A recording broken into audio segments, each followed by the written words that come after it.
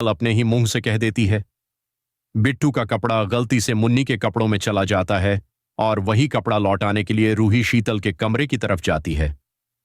जैसे ही रूही कमरे के बाहर पहुंचती है, अंदर से हो रही बातचीत उसके कानों में पड़ जाती है। शीतल रोमिल जीजू से फोन पर बात कर रही होती है। शीतल बड़े ही सामान्य अंदाज में कहती है कि आज मैं, निहार और बिट्टू तीनों डिनर पर जा रहे हैं। फिर शीतल आगे जो कहती है वही पूरी कहानी पलट देता है। शीतल खुद अपने मुंह से कह देती है कि बिट्टू तो रोमिल जीजू का ही बेटा है, लेकिन निहार को अभी तक यही लगता है कि बिट्टू उसी का बच्चा है। शीतल को पूरा सच पता होते हुए भी उसने निहार को अंधेरे में रखा। ये बात रूही साफ साफ सुन लेती है। उसके पैरों तले जमीन खिसक जाती है। उसे समझ आ जाता है कि इतने दिनों से जो कहानी सबको बताई जा रही थी वो पूरी तरह झूठ थी। तभी शीतल की नजर रूही पर पड़ जाती है।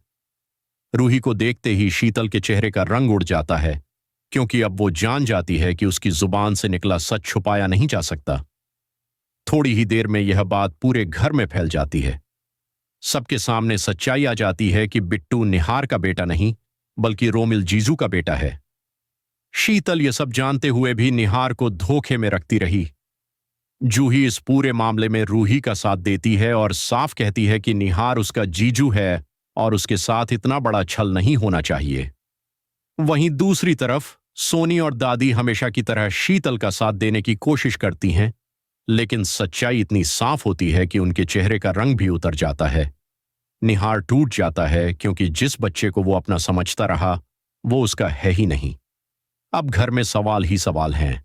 भरोसा टूट चुका है और रिश्ते एक बार फिर परीक्षा के द्वार से गुजर रहे हैं। अब देखना यह है दोस्तों कि क्या निहार इस धोखे से उभर पाएगा। क्या शीतल अपने किए